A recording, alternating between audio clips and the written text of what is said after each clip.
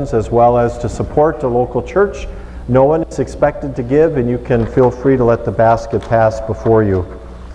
Scott, I'm getting just a little bit of an echo up here, so if you can just tap it, that would be appreciated.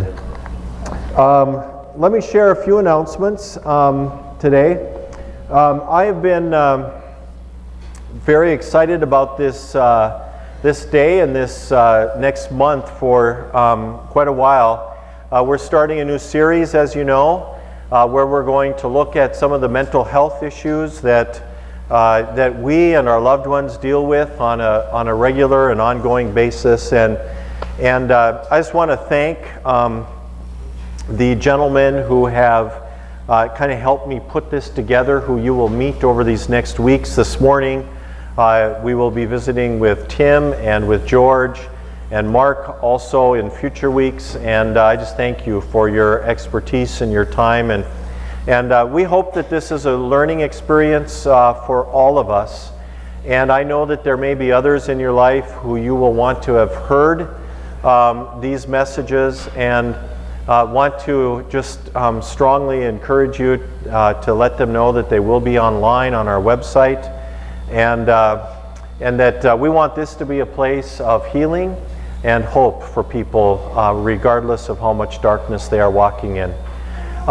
This evening, we are going to have our 5:30 Al-Anon meeting, and our 6:30 recovery group is going to attend a session with George and Tim and Mark and myself this evening. And so for tonight and the next 2 weeks, our Sunday night recovery group, I just encourage everybody to come back.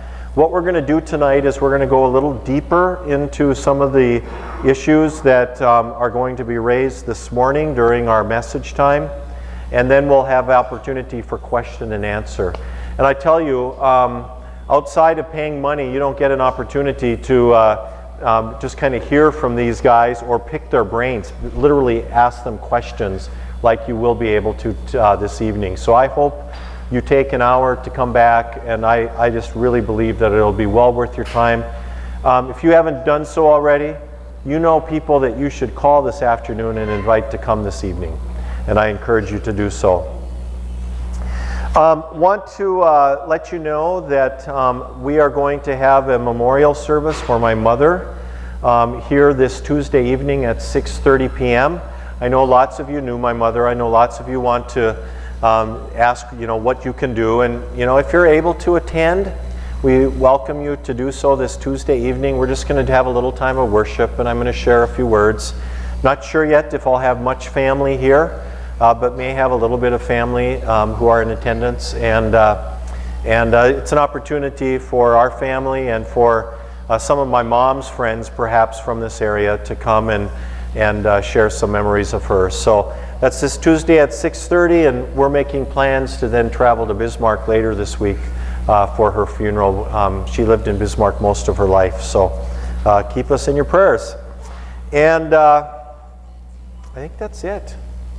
Oh yeah, if you have not filled out, if you've not put your name on one of these sheets, we're going to do something with these sheets at the end of the service. So maybe during the children's message, don't be inhibited, just come up, leave a sheet with your name on it up here, and we're going to be thankful that you did. So there's more up here, there's Sharpies up here, and you maybe have been handed them as you came in as well and just didn't get a chance to bring it forward. So we strongly encourage you to do so. Those are our announcements, and we're going to have our children's message.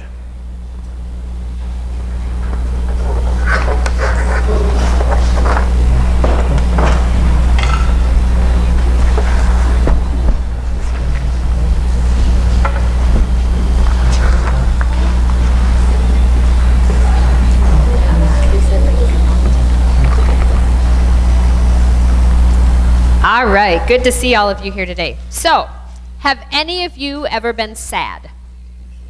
Yeah, what makes you sad? Getting into a fight? Yeah. Hey, honey.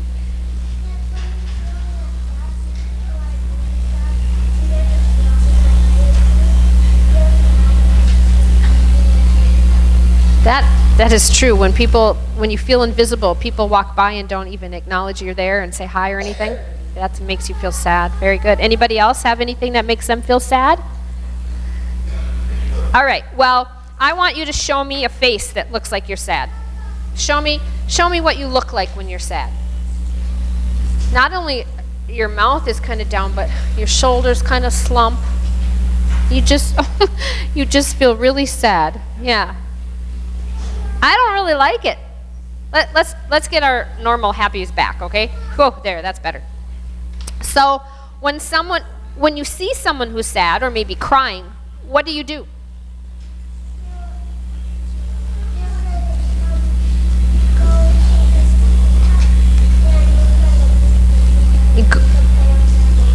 go say hi and play with them and include them. What else could you do if you see someone who's sad? Check and make sure they're okay. Maybe you could give them a hug. Maybe you could just put your arm around them and sit with them. Yeah. Comfort them. Very good word. You know, we have all felt sad. So that means we know when we see somebody else that's sad or crying, we know what it feels like because we have already felt that feeling, right? Well, did you know that there's somebody else that always knows how we feel and can take care of us? Yeah, Jesus. Did you know that Jesus was sad? Jesus knows what it feels like to be sad. He had a really good friend that was very sick and died. And that made Jesus very sad. So he knows what it feels like to feel sad. So he knows how we are feeling when we're sad. So he's really good at comforting us and being there to take care of us. So we have a Jesus that knows how we feel and wants us to feel better and take care of us. Isn't that awesome? So let's just pretend somebody fell and scraped their knee. What would you do to make them feel better?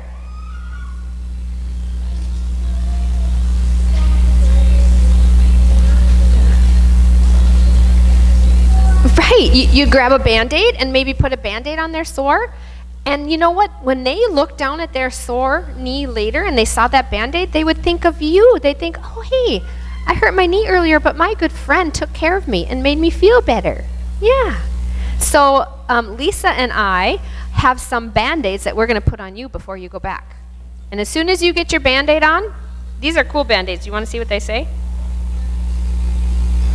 Jesus, what does the heart mean? The heart means loves you.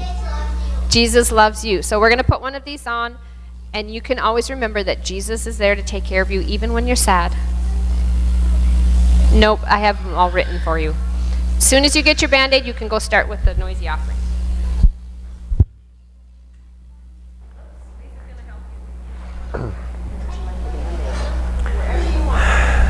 They're going to get their Band-Aids on, and then they're going to do the noisy offering. If you haven't been to Lighthouse, this is a chance for you to clean out your pocket of spare change. And every month, instead of having a ministry out of Lighthouse where we support those who are less fortunate, we instead donate to local organizations downtown who help those who are less fortunate with this noisy offering. So you are welcome to contribute.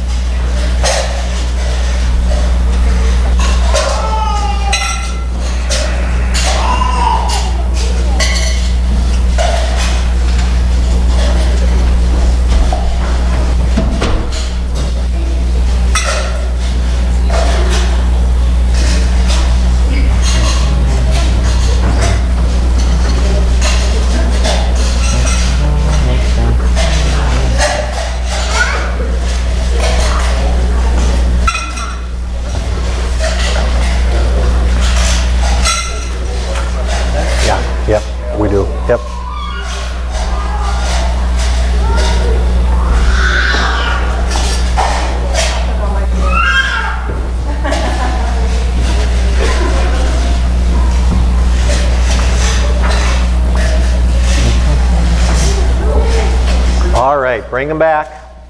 Thank you. Thank you, kids.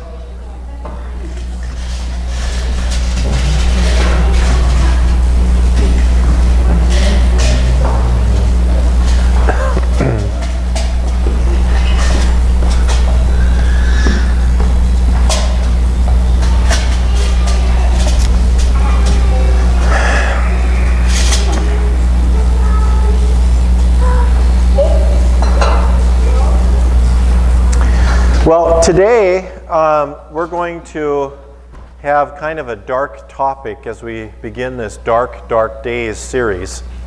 And instead of just trying to start off with a dark question, I thought maybe we would start off with a little bit of a lighter question. So I hope that somebody is able to answer it.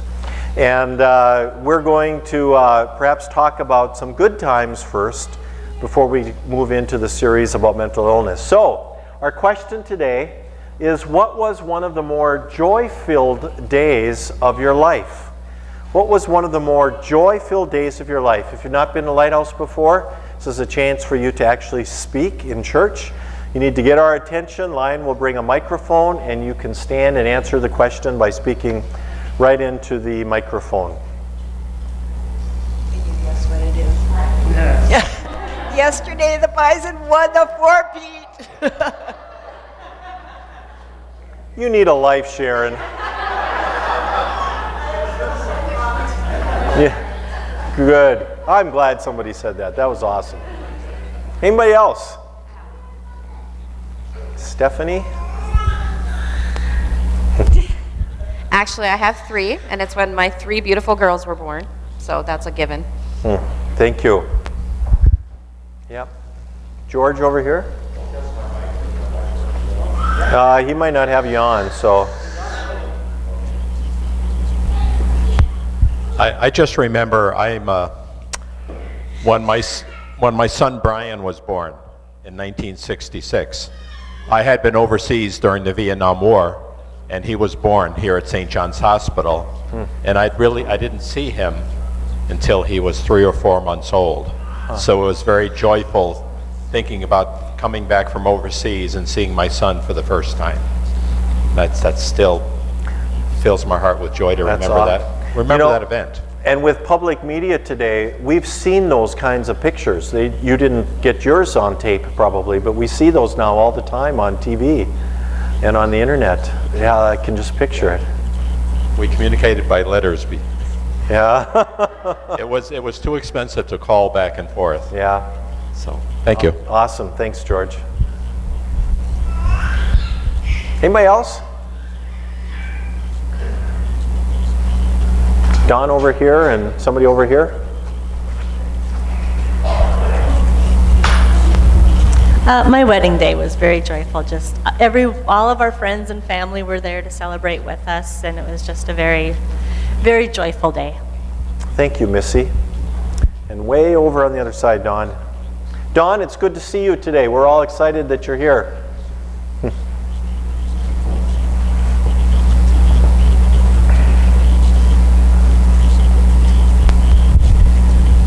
I just want to say good morning. It's great to be here. I've been through a very long series of very, very challenging medical problems. Badly disabled, great amount of pain every day. I've been in the emergency room since the last time I was here, probably about 12 times. I was in there again yesterday morning. Yesterday afternoon, been a long time, I don't know how many months since I've been here to church. I was in such bad shape, I just couldn't get here. Yesterday afternoon, I spent all afternoon reading enjoyable things about the Lord. And I suddenly stopped. I said, Lord, I'm going to church tomorrow. I don't get what it takes to get there. Praise the Lord.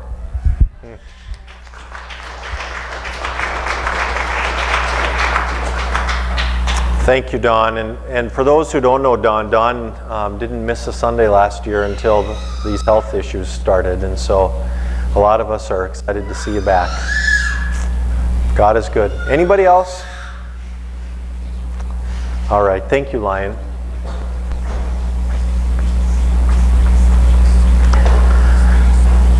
Well, the reality is that sometimes the days are not so joy-filled. Some days are filled with sadness.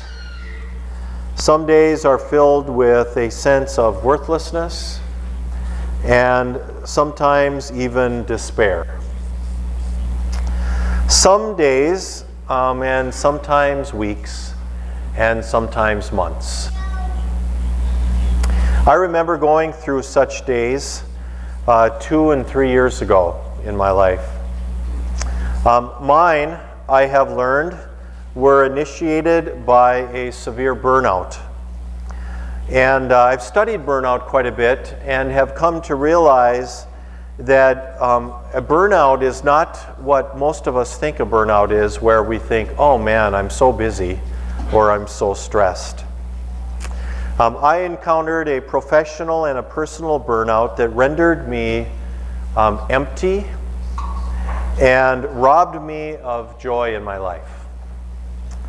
The things in my brain, and this is going to be an important concept for us these next weeks, the things in my brain that give you a sense of purpose and pleasure and well-being and fulfillment were gone. Things like the serotonin in my brain began or stopped working. Serotonin is one of those things that gives us pleasure feelings in our psyche. To help relieve the pain, I used an increasing amount of alcohol to self-medicate myself. For those who have had this struggle, you know that it worked for a while until it stopped working. And it's very common in the recovery community to hear that line, that it worked until it stopped working. By then, it was too late, and I was in a very, very dark place. Depression set in, and I remember some days over that period of time, usually 2 or 3 days at a time, when I got out of my bed to go to the bathroom and then right back to bed. They were dark, dark days. You know, this time of year can be especially difficult for many people. The holidays, which, as you know, are supposed to be the most wonderful time of the years, tend to be particularly difficult. I attended lots of recovery meetings over the holidays, and I would continually at those meetings hear people saying that they were there because they needed help just getting through the holidays. Winter in this part of the world can be tough. I know you know what I'm talking about. They are short days. I've always thought, man, this is weird. Those days when I would get up early enough to go to work and it was dark, and it was still dark when I left at the end of the day. We have short days. We have gray days. We have weeks sometimes without sunshine. We have cold days. And to deal with it, we tend to eat worse, exercise less, and perhaps drink more. The word, interestingly, depression, does not appear in the Bible. I don't know if you knew that. Depression nowhere appears in the Bible. Now that said, there are lots of depressed people in the Bible. That probably doesn't surprise you, because the Bible deals with real people and real life and real situations. One of the most evident depressed people in the Bible is a man by the name of Elijah. And Elijah is written about in 1 Kings. I encourage you to grab a Bible from around you. And we have 2 different page numbers in those Bibles. We're working to remedy that. But it's either going to be page 300 or page 277. 1 Kings 19, page 300 or 277. 1 Kings 19, and if you're in the Recovery Bible, it's page 456. And I want you to find verses 3 and 4. I'm not going to tell you the whole story of why Elijah feels this way. That's for your own reading. But I just want to show you the extent of his depression. So chapter 19, verses 3 and 4. Follow along. Elijah was afraid and he fled for his life. He went to Beersheba, a town in Judah, and he left his servant there. Then he went on alone into the wilderness. That alone word is a very common word. You're going to hear that alone word a lot over these next weeks. He went on alone into the wilderness, traveling all day. He sat down under a solitary broom tree and he prayed that he might die. Some of you have prayed that same prayer. I have had enough, Lord. I have had enough. Take my life, for I'm no better than my ancestors who have already died. Sound familiar? Interestingly, Jesus even dealt with emotions. And we don't know for sure if Jesus ever suffered from depression. We know that he wept when his friend Lazarus was dead. And one of the more interesting things about Jesus' emotions comes when his good friend and relative John the Baptist was beheaded by Herod Antipas. It says, when Jesus heard what had happened, he withdrew privately to a solitary place.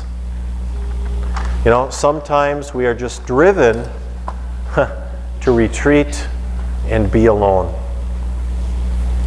I want to give to you a definition of depression, and the gentleman who you're going to meet in just a minute here have given me lots of information, more than I was able to read, although I've read a ton of it these last couple of weeks. And I want to share a little bit of what one of them said in giving kind of some framework for what depression is. Depression is a term used to describe a common condition characterized by feelings of gloom, sadness, and despair. Most people experience temporary depression at stressful times in their life. Clinical depression affects children and adolescents as well as adults and is very different from having the blues or temporary feelings of sadness. It is more than just a low mood state. Clinical depression is a whole body illness. First thing that we want everybody to hear this morning, whether you're here this morning or watching online someday in the future, that depression is an illness. You should not feel ashamed of being depressed. You should not be embarrassed about feeling depressed. And you should know that just like other illnesses, it can be treated. Clinical depression is a whole body illness involving one's body, perceptions, moods, thoughts, and behavior. It requires professional treatment that can include psychological therapy and medication, and is not something that a person can usually just snap out of. Depression is an invisible, often quiet illness, and it can be hard to distinguish the difference between normal mood swings and clinical depression. We're going to talk about that this morning. Depression strikes people of all ages, nationalities, backgrounds, lifestyles. It does not discriminate. What are signs of depression? Most of you will know these, but we're just going to run through some. And you know, you can really find lots of lists out there, and so I've tried to compile a pretty comprehensive list. These are some of the signs of depression. They'll appear on the screen before you. We have a couple of screens of them. Loss of interest. loss of energy, feelings of worthlessness, sleep disruption and fatigue, loss of appetite, weight gain or weight loss, a loss of libido, increased agitation, anxiety, and irritation, uncontrollable emotions, difficulty concentrating or making decisions. There can be physical symptoms such as a stomach ache or a backache, substance abuse, and suicidal thoughts. I want to call Tim and George to come forward at this time. And I think these guys are pretty comfortable in this setting, but smile and make them feel even more comfortable as they are sharing a little bit of their expertise with us. So you got your mics on? I think so. You're all set to go? Set to go? All right. Why don't you guys just introduce yourself, tell us a little bit about what you do, and then we'll get started. I'm Tim Wenstrom. I'm a doctor at Sanford. I'm a child psychologist. I've worked at Sanford for 12 years now. Okay, I might adjust your mic here just a little bit. Go ahead, George. Hi, I'm George Kane. Can you hear me okay back there? And I'm in private practice over in Moorhead, in the U.S. Bank building just across the river. Some of you that have been around Fargo Moorhead, it's the old treetop building. I have an office on the 4th floor. And I've been counseling over there since 2001. I do a lot of mental health counseling, and in conjunction with that, I also do alcohol and drug evaluations and help people that need assistance. I don't do treatment, but I then refer them into a treatment program. I also do a lot of employee assistance work, EAP work, short counseling, two or three sessions. And for 15 years, I was the EAP counselor for the railroad, for the Burlington Northern Railroad. So I'm quite familiar with the operations of the railroad. And as a matter of fact, this past week, they asked me to go back to Grand Forks to help with the situation up in Larimore, which I did. So, and prior to me being here in Fargo Moorhead, I was in Minneapolis for many years at Fairview Hospital and a few of the other large hospitals down there. All right, thanks, George. Yep. Thank you, Tim. And I think we got Tim working as Mike was pointing down. So I've given a little bit of a definition to the word depression. Anything you want to add? Anything you just kind of want to say as we get started? Either of you? Well, I would say that depression can be like what's called a biopsychosocial model. It looks at lots of different things. There's a medical part of it, like Dale pointed out. There's some people that'll have struggles with their neurotransmitters in their brain. It's the chemicals in their brain. One of the main ones is serotonin. So what is happening in their brain is the neurons in their brain are not releasing enough serotonin. And then there's this little space between all the neurons called the synaptic cleft. It's not staying in there long enough. So then the neurons are not working how they should. And when that's happening, then people they can struggle with a lot of different things like depression. There's treatment out there. There's different medications. It's not a one-size-fits-all. It's really working closely with a physician to try to find out the right med at the right dose.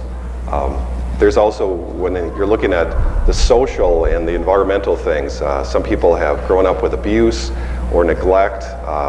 Depression is much more common in areas of the world where there's war or there's a lot of criminal activity, things like that as well. Okay. George, anything you want to add to that? Or? I just wanted to share a paragraph that I brought some cheat sheets here. I hope you'll bear with me. But this is a quote that I think you'll know who, after I identify him, that you'll understand a little bit more about depression. Here's the quote. I am now the most miserable man living. If what I feel was equally distributed to the whole human family, there would be not one cheerful face on earth. Whether I shall ever be better, I cannot tell. I awfully forebode I shall not. To remain as I am is impossible. I must die or be better, it appears to me. That was written by Abraham Lincoln. Now, when you think about Abraham Lincoln in his day, I don't believe depression was recognized. I don't believe it was treated. I don't believe I do believe that people were desperate when they were depressed. They didn't understand it themselves. There was a lot of shame and guilt associated with feeling depressed, as Abraham Lincoln was. And there was no place to go for help.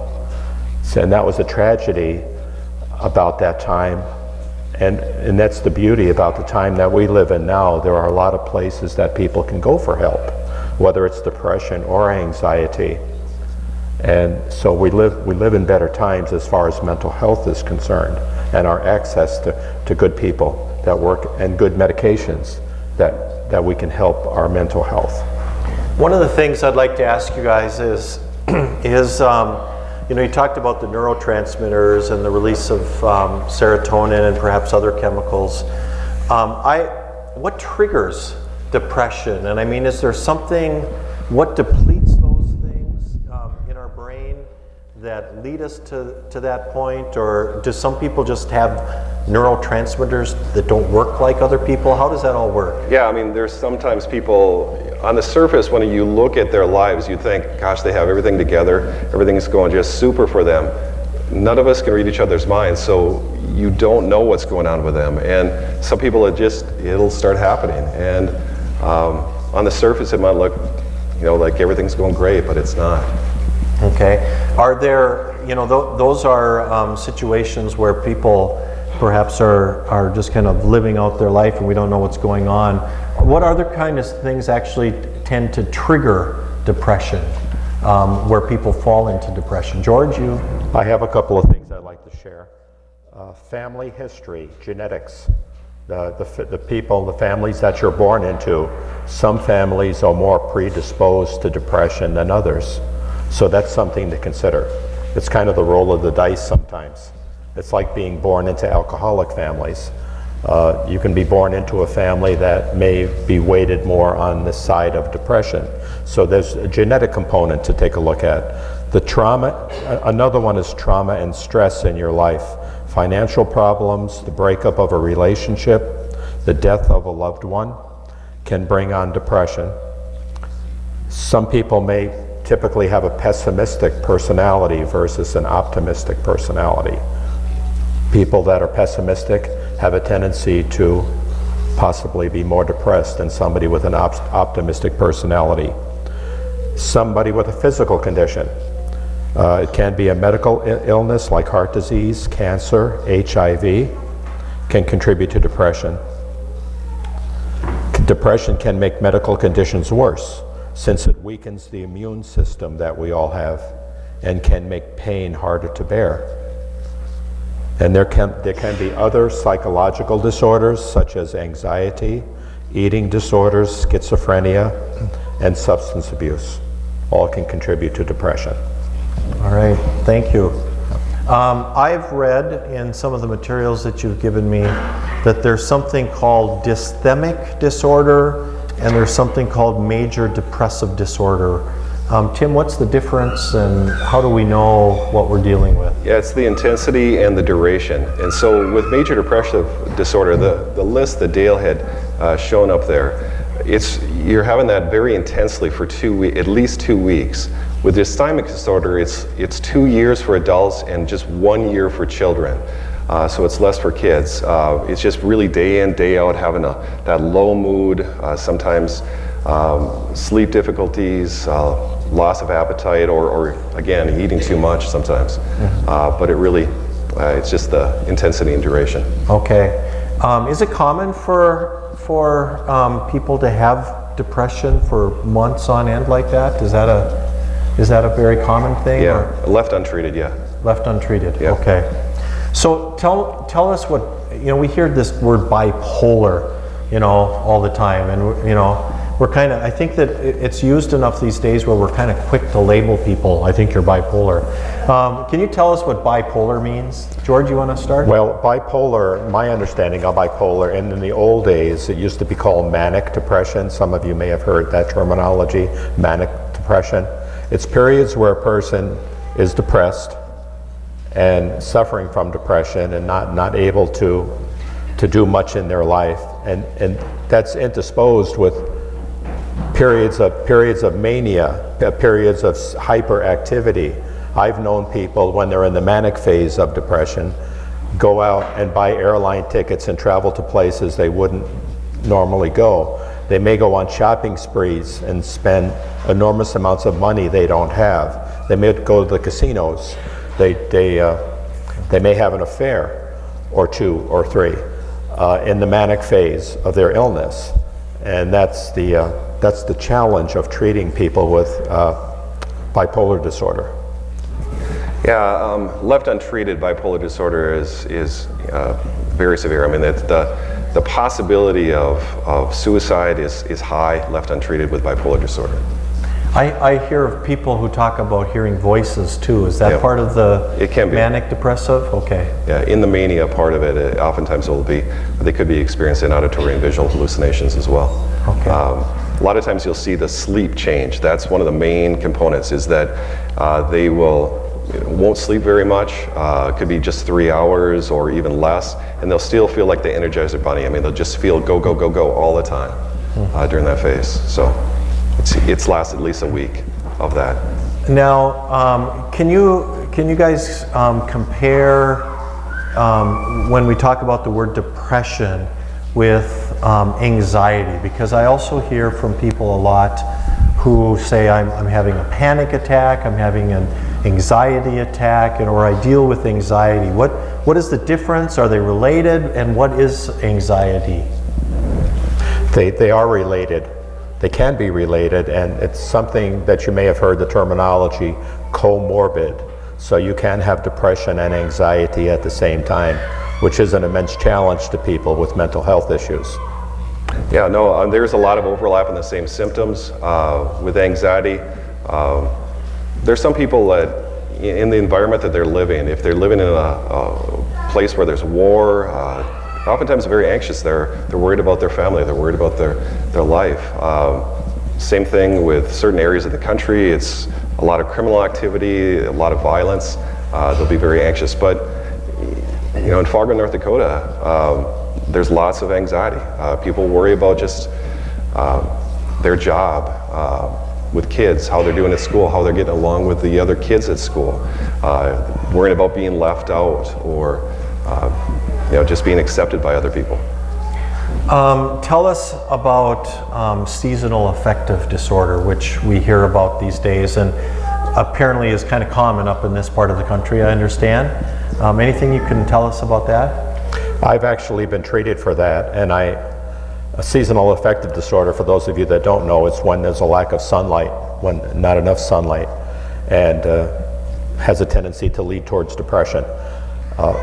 One of the things that I did, which helped me quite a bit, is there's actually a light that you can buy, a bright light that you can buy, and for certain times of the day, or certain half hour to an hour of that artificial sunlight, helps with the endorphins, helps with the chemistry in your brain. And I would imagine the people up in Alaska that have 6 months of sunlight and 6 months of darkness, this is probably a huge issue for them up there. But I myself was treated for SAD. It's pretty common. One of the things that you mentioned there that is probably important to say that we actually didn't talk about, and that is that God has wired into us natural things to help us with the neurotransmitters and the serotonin and the battle with depression. The sunlight is one of those natural things that actually replenishes our system. There are studies that I have read recently that diet can have a big impact on battling depression. Exercise, I mean, we'll talk about those more next week, but it's kind of important to know that there are natural things, that God didn't just kind of leave us out there to battle this without, having some tools to use, even outside of medications, and medications can be very important for people. I know that the term agoraphobia has come up, or any other kind of mental illnesses that we want to throw into the mix in definition today.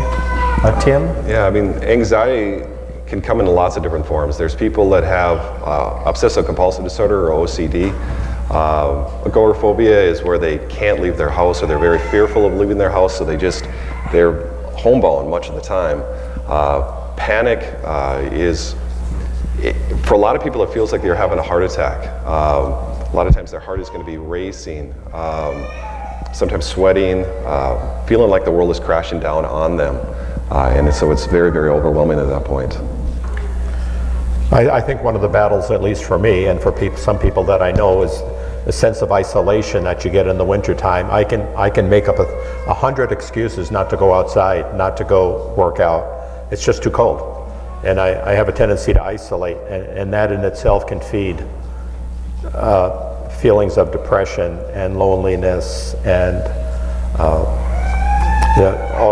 just different types of negative feelings and emotions that we have this time of year. So battling that, having somebody encourage you to go out, to be with friends, to come to church, to do whatever you need to do to get out of the house, because it can be very long, 6 or 8 months of winter around here, and we have to do battle. We really have to do battle with winter, at least I do, and come out of my shell, because I have a tendency to want to go into my shell and stay there until the tulips come up. I think one of the visions of Lighthouse Church is a place where you can know that there are others who get this, who come together on a regular basis. And whether you come to our Sunday evening recovery group, or our Friday coffee group, Wednesday Bible study, or even just on Sunday morning, isolation is one of our greatest enemies. And so when I mentioned Elijah wanting to be alone, that's one of our biggest enemies when we're battling mental illness, or even when we're just battling kind of the long, dark winter. Okay, here's the key thing that I wanted to get to today, and that is, how do I know if I'm battling depression, or if my loved one is battling depression, or if I'm just having a bad few days and feeling a little blue? In other words, when do I begin to worry about myself, or wonder about what I should do, or when do I begin to wonder about my loved one? Again, it's oftentimes the duration of it. Feeling sad is a natural human emotion. If you lose a loved one, it's natural to feel sad, to experience bereavement, and bereavement can last for a long time. With depression, you're really looking at the symptoms and how intense they are and how long they last. What we want to do is have people go in sooner rather than later. We don't want people to wait for weeks or months to seek treatment. George, you want to? I was just thinking about just observing people behaviorally and how they're, from day to day, how they're changing and what's going on in their lives, and if they're just not being the person that you know them to be. Because what happens is that, what is the word that I'm looking for, but we haven't used the word here this morning, but people can become increasingly suicidal even. Yes. With depression, and we haven't even talked about suicide yet, but to observe people that are isolating more, that are not eating well, that may be drinking more, that are giving away possessions, just anything that might lead to you thinking that this person might be thinking about ending their life, and to intercede before that happens. Yeah. One of the interesting things that happened in my life is when I was first confronted with my own unhealthiness, I made the decision, and it was the most obvious issue going on, to deal with my use of alcohol. And my first go around, I really didn't touch at all the depression or the sense of burnout that I had. And so I solved, for a period of time, one problem, but left the others there, and they just kind of came back. And and so I know that sometimes this is a very complex kind of thing, and that we need help. Who do you go to? We're going to talk about this more next week, but who do you go to? You know, I mean, obviously we've got you guys here, but who do we go to when we're concerned about ourselves or a loved one? A lot of times people go to their physician first. We always want to make sure that there's no medical reason why they're having this. There are things like thyroid disorder that can certainly look a whole lot like depression. We want to rule those types of things out. And so when they talk to their physician first, oftentimes then the physician, if they feel like, okay, there's no medical reason that this is happening, they oftentimes will refer out to a therapist or a psychologist. Okay. And sometimes people will not go to a doctor because they feel they have all kinds of negative feelings about getting professional help. So if you could let that person know that there is one person in their life that cares about them, no matter how ugly they are towards that person, or behaviorally or acting out, just so that they have one friend in the world that they can go to, because that person, whether it's a relative or a friend, can save their life, literally save their life. Because some people are not capable or don't want to go get medical help. And so if there's one other person that can check in on them on a daily basis, even when they don't want to be checked on, even when they kick you out of the house, but for that person to know there is somebody that loves them, that cares about them, that's important. And you could be that person. Any one of you can be that person. One of the things you guys have told me, and this isn't going to surprise anybody, is that people will often either be in denial of their problems or just think that they can deal with it. That was me. I had no stigma about going to a counselor or asking for help. I dealt with people who asked for help all the time, but doing it myself, even though I thought, well, I can go to a counselor, but I don't know that I need to. So, you know, people deal with issues in a complex way in their brain, I think, don't they? And are often resistant to getting some help. Unfortunately, I have known mental health professionals in my career that have suicided. People, psychologists and psychiatrists that have taken their own life. And you might ask yourself, how can that happen? Well, it can happen because they're human beings. And somehow they have turned those switches off, those help switches off, and they checked out. So if it could happen to people with that level of education and knowledge about mental health, nobody is immune from depression and from the debilitating effects of depression. Yeah, no, I totally agree. We're going to wrap up here, but Tim, you work mostly with adolescents, with kids and youth. Anything that you just want to say that might be helpful to parents or even to young people about this matter? Yeah, with depression in children and adolescents, it's oftentimes, it looks different than it does with adults. It'll be a lot of times more irritability, crabbiness, and oftentimes refusal to get help. And so when parents try to broach the subject or talk to them about it, it's a lot of times rejection. You know, you've got the problem, not me. Yeah. Okay. And George, why don't you wrap up our time here together, the three of us, with just a word of encouragement and hope. Speak to those who are battling it today about that there is light on the other side. The only stigma to reaching out for help is the stigma that you assume that there is. There is no stigma in reaching out for help for alcohol, drugs, mental health, physical health. We live in a time in our life today where there are a lot of beautiful people out there that want to help you. All you need to do is make that call, make that appointment, talk to the pastor, talk to a dear friend of yours that can lead you, to grab you by the hand and take you and get you the help that you need. There should be no reason except that a person doesn't feel worthy, doesn't feel like they deserve to get help. There's no other reason why you can't get the help that you need. It might be pride or whatever it is. You know, drop that. We're all human beings. We all need that help in body, mind, and spirit to be healthy people. Thank you. Why don't you thank these guys? You guys can go back and I hope you join us this evening, and we'll hear more from them, and as well as Mark, and they'll be with us next Sunday as well. I just want to wrap up with a couple of quick things here. George spoke very well that there is help and treatment out there for these kinds of issues, and your being here today perhaps is an important first step. I have found in working with people with depression, I have found in myself that one of the things that I've just taught myself and told countless people is that oftentimes you just have to do the opposite of what you feel like doing. So you don't feel like eating, eat. You don't feel like eating healthy, eat healthy. You want to stay in bed, get up and exercise. You don't want to go to work, go to work. You don't want to connect with God, connect with God. And there is a spiritual component to this. We're going to talk about that in a few weeks that I think is very, very important.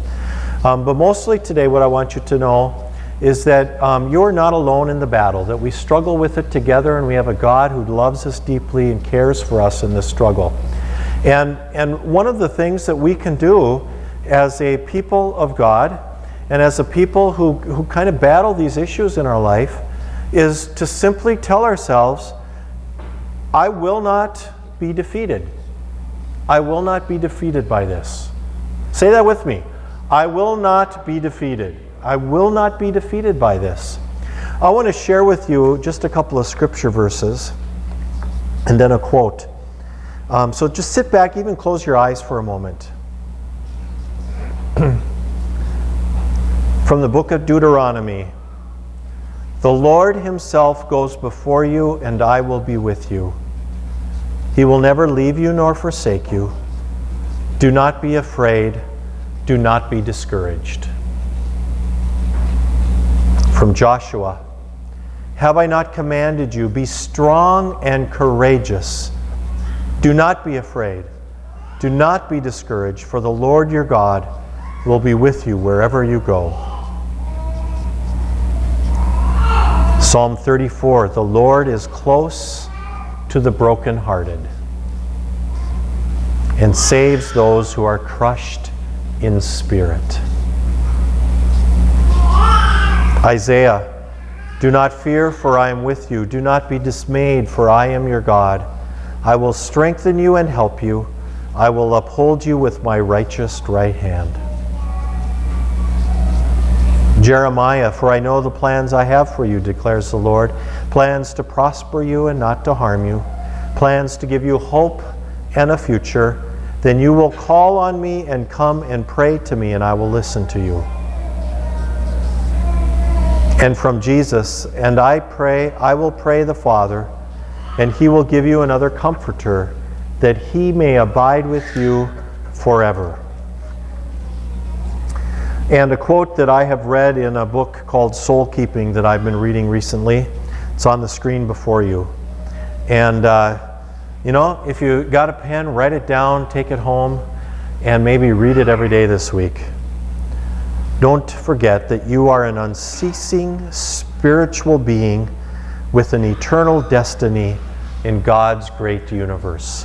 Why don't you read it with me, but say, I am at the beginning. You ready? I am an unceasing spiritual being with an eternal destiny in God's great universe.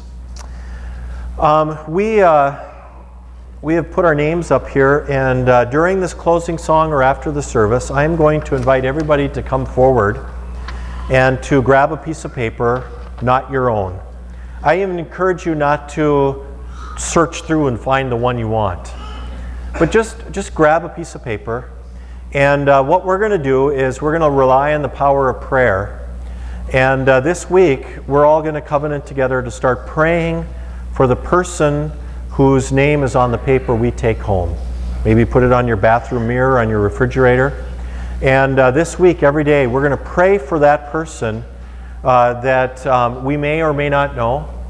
And we'll figure out in a few weeks how to maybe meet our prayer partners. But for now, during this closing song afterwards, just come on up and grab a paper and take it home with you. And then finally, each week, musicians, you can come forward. Each week during this series, we're going to have an opportunity for prayer, and Mark is going to be over here by the organ.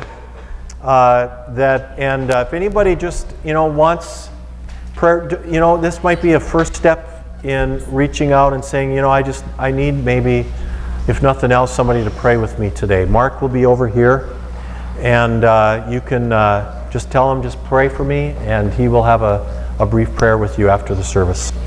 All right, let's stand and sing our closing song. Hope to see you back tonight.